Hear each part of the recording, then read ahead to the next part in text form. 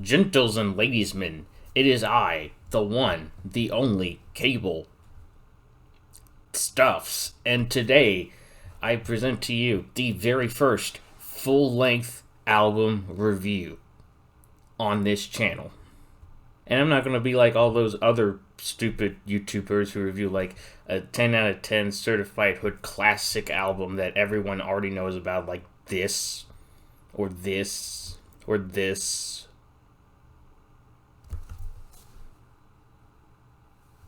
Or whatever that is. No, sir, today we are going to be talking about the one, the only Creed. Why Creed? I don't friggin' know. More specifically, I want to talk about their third full-length studio album, Weathered, released all the way back in late November of 2001. Now, Creed is not really a highly acclaimed band. Quite the opposite, actually. A lot of people don't really like Creed. They're kind of like the textbook example of like why post-grunge kind of sucks. Despite their notoriety, they still managed to sell a lot of copies back in the day. Their second album, 1999's Human Clay, actually went diamond here in the United States, selling over 11 million copies. Yeah, that's a lot of copies. And while this third album, Weather, didn't do as well, it still did pretty great, all things considered, selling a hefty 6 million copies and spawning numerous hit singles. Now, like I said, Creed isn't really a highly respected band, but out of all their albums, their third album is considered to be their weakest or worst, depending on who you ask. Now, I should probably preface this review by saying that I don't really have any nostalgic connection towards Creed, like, at all. Like, I think the closest thing is that I heard With Arms Wide Open back when I was, like, 8 or 9 years old on the radio, and I remembered enjoying it to some extent. Other than that, I haven't really listened to much Creed when I was super young. I didn't have any of their CDs. My parents didn't really listen to them. You know, it's just kind of like, my childhood was kind of boring if you stop and think about it. Nevertheless, my curiosity for the band did sort of kind of grow, especially in 2020, you know, when everything was getting locked down. And, well, I did have, like, plenty, and I do mean plenty of music to listen to and find and discover. I found myself listening to some Creed also, for some reason. And to tell you the truth, I actually don't think Creed is really all that bad of a band. They're not, I wouldn't say that they're a great or even good band, but I find them to be pretty harmless in the grand scheme of things. Like you could do a lot worse than Creed, if you ask me. That said, I do have a lot of thoughts about Weathered in particular, so I guess because of all that, as well as some other things that I had mentioned, I think it's worth going in depth on this album right here. Now, I know that some people have already talked about this album, most notable case being Rocked, who did a, I think, 20-minute long video about it back in 2015, but I feel like I have some interesting things to throw on the table with this album. And I'm not sure how many other people are going to want to talk about this album. So, yeah, let's just get things started and let's just dive right in. Now, for those of you who don't know, Creed consists of Scott Stapp on lead vocals, Mark Tremonti on guitar, Brian Marshall on bass, and Scott Phillips on drums. Now, around the Weather period, Brian Marshall was actually kicked out of the band due to some internal problems, like, I think he was, like, super drunk or high on drugs or whatever. But the point is that they kicked him out, so it was just the three of them left. And yeah, the album eventually, Weathered, came out, and it sold a lot of copies, like I mentioned, and it's received mixed reviews. But I guess the question now is, what makes this album different from like their previous two albums? Well, I guess we'll just go ahead and find out. Let's go ahead and start with the first track, Bullets, which was also one of the singles released for this album. It starts the album off pretty decent, I'd say. I'd say it's a good opening track. It has a lot of energy.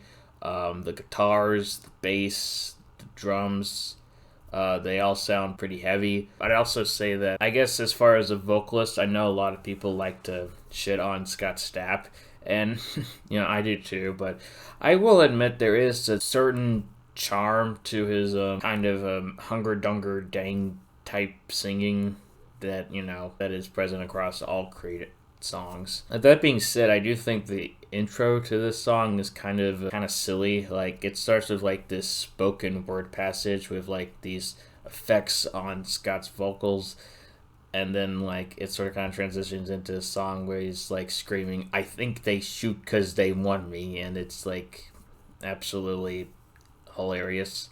I guess that's the thing that I should probably mention about this album in general. I'd say almost every single song on this album is funny, at least to some extent. Like, I wouldn't, like, Bullets is a good song, but it also has a sense of, I guess I wouldn't say it has a sense of comedy, because it's not trying to be funny. It's accidentally funny, but it's still funny nonetheless. But yeah, I think Bullets is definitely one of the stronger songs on here. Now the next track, Freedom Fighter, is also kind of decent. I find that it has a bit of energy, and it's also pretty short for a Creed song, all things considered. Like their previous album, Human Clay, like all the songs were like around 4 or 5 minutes long. Like, this one is like under 3 minutes, which, I mean, if the song is bad, then at least it's not super long.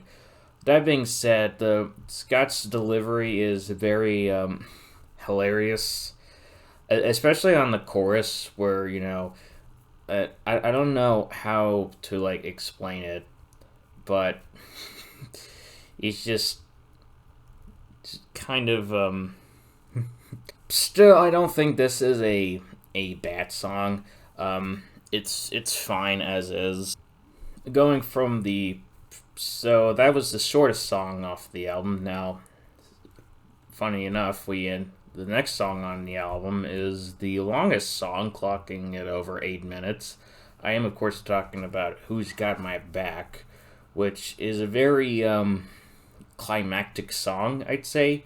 It starts out very quietly with like this Cherokee Indian prayer thing going on in the background.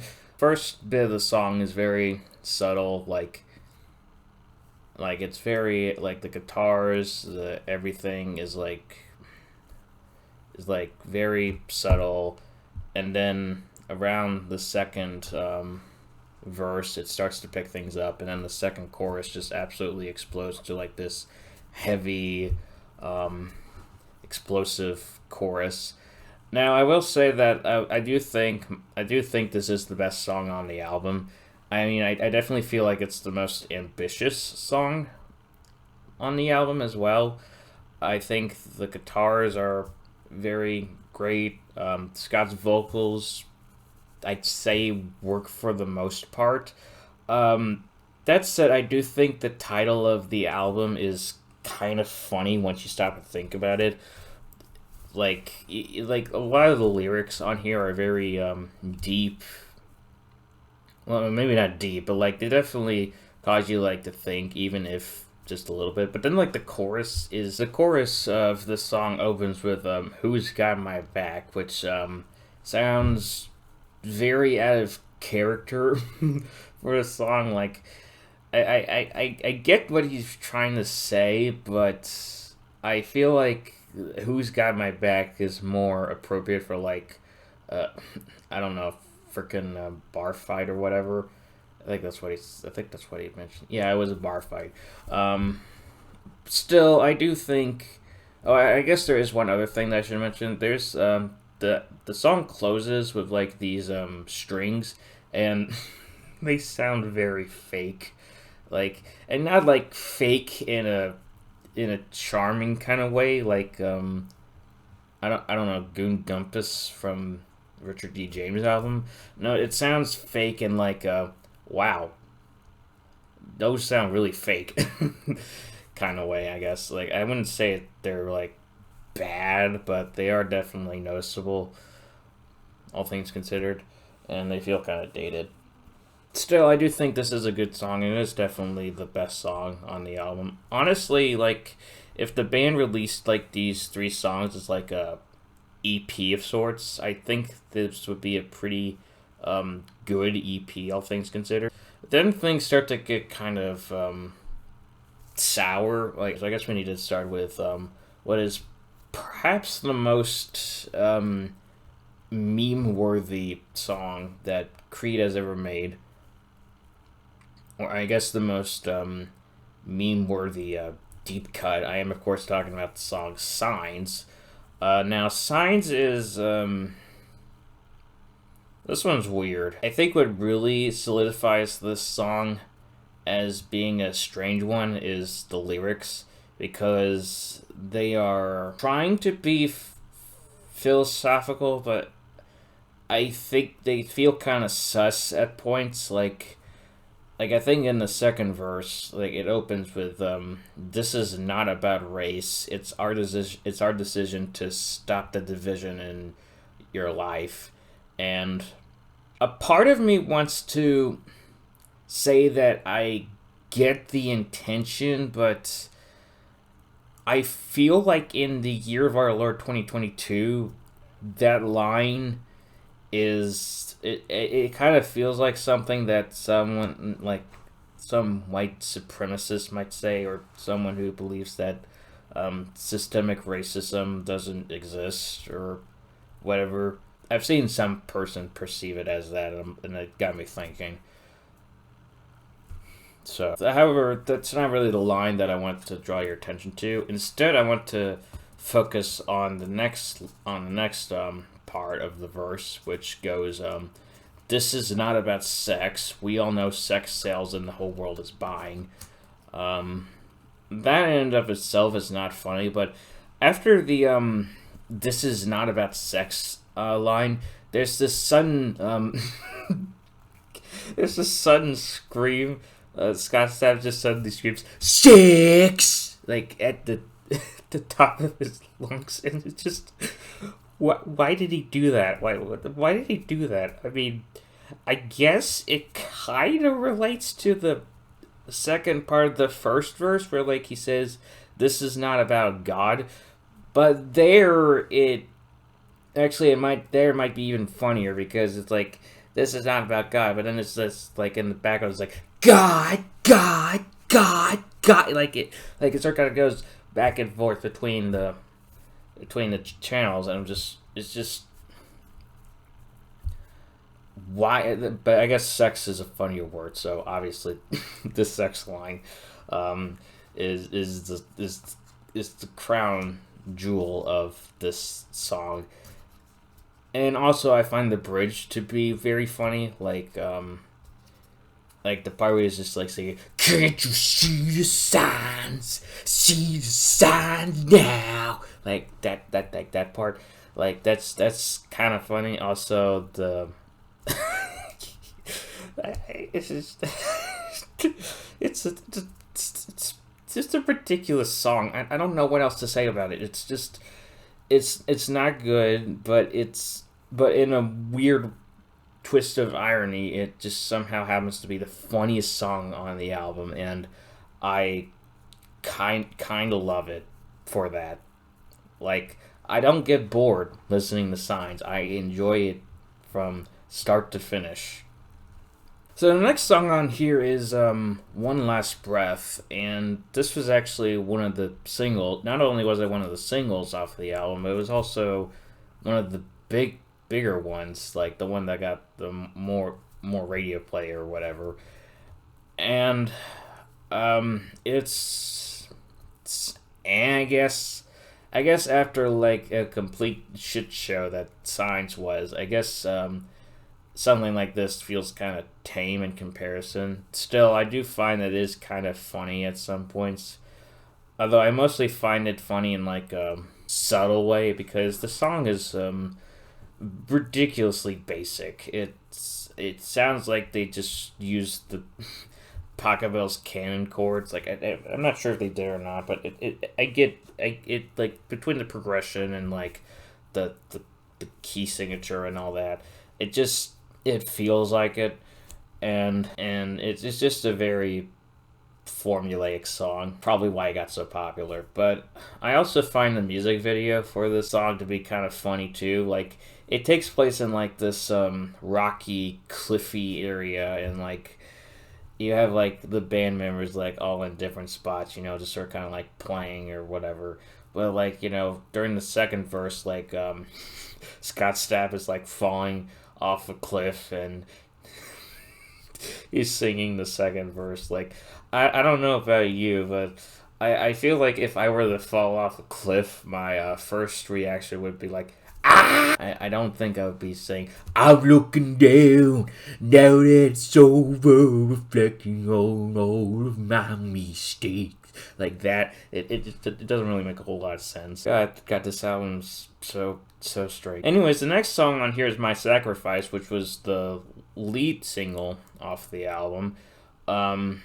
It's also kind of whatever. It feels like the band was trying to make Higher 2. Like, I honestly just can't help but feel like this is just them trying to recapture the popularity of Higher.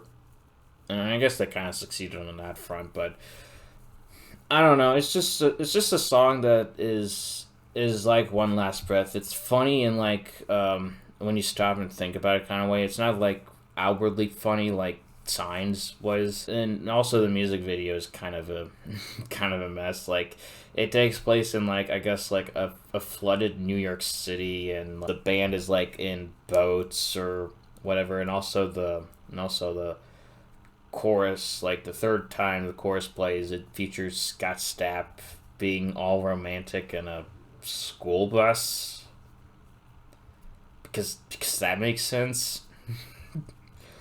I don't know this. Next song, You Stand Here With Me, is another pretty funny song. It has a lot of energy. Like it feel like it sort of kind of carried some of that energy that was like from My Sacrifice, and it's I won't say it's good, but it's not like the worst thing I've ever heard. See, that's the thing with this album. At worst, it's just kind of bad. It's not like really bad. It's not like aggravating bad or whatever. It's just kind of bad, and that's how I kind of feel about this song. I do find Scott's performance to be very laughable, especially close to the end where he's like singing, "On and now we sing, on and now we sing," like that, and yeah, I don't know. Then we get the title track, which honestly sounds like something that could have been on My Own Prison. Like I feel like it has a lot more of a brooding atmosphere to it, and it's definitely one of the better tracks I feel, but it's not really like something that I would like want to like actively like re-listen to. Then the next song, Hide, is kind of forgettable. Like it just feels like the album's starting to coast, and I guess that's proven by the penultimate track, Don't Stop Dancing, which is I guess their attempt at a ballad or whatever, and it just feels kind of dull. I mean, it's whatever, I guess. And the closing track is, I think, the worst song on the album, Lullaby, because it, as the name suggested, literally is a lullaby. It just kind of, like, it's just only guitar and vocals, and it's just very uninteresting. I don't know what else to say about it. And, yeah, that was Withered as far as, like, the track list is concerned. Really, this album just lacks cohesion, I feel. Like, like it just feels like a grab bag of like a bunch of different songs. Like I mean, say what you will about My Own Prison or Human Clay, but I feel like those albums at least had like a consistent theme throughout it. It has consistent tone and all that stuff. This album is just jumps all over the place, and it's just it's kind of a shit show once you stop and think about it. But that's that's honestly why I, in a ironic way, kind of love it. It's very messy. A lot of the songs are pretty laughable to some degree. It's just one of those albums that like I find myself wanting to re-listen to over and over again, even though it's far from like one of my favorite albums. It's just like an album that like if I'm feeling kind of meh, I can just turn on and get a couple of good laughs out of, you know. So I guess I would say don't listen to this album, but let's face it. If I do say that, it'll pique your curiosity, and you're gonna listen to it anyways. I mean, that's honestly why I checked out Creed in the first place. I've heard a lot of people say that they suck. They're like one of the worst bands of all time, whatever. And I eventually checked them out. Like I mean, I guess I gave them the benefit of the doubt. I guess I did enjoy them to like some degree. I definitely didn't regret like checking them out. I didn't feel like it was like a waste of my time or anything like that.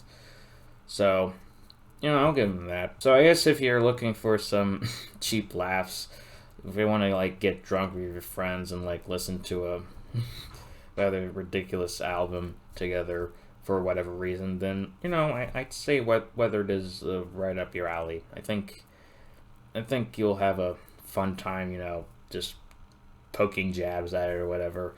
And yeah, that's basically it. I know that this first review might not be like everyone's ideal first review, but honestly, this is just an album that I really wanted to talk about, and I'm glad I did. And yeah, I don't know how often I'll do reviews. Like I do still plan on doing the monthly recap thing. In fact, the next episode should be out in a couple weeks if my estimates are correct. But yeah, until next time, this is Cable, and I hope you have a nice day.